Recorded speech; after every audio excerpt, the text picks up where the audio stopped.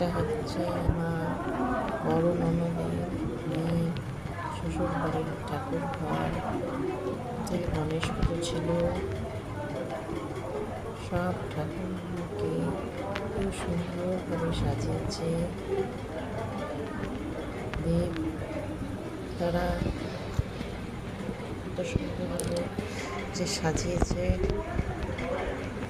এত সুন্দর লাগছে দেখতে, দারুণ না বলো?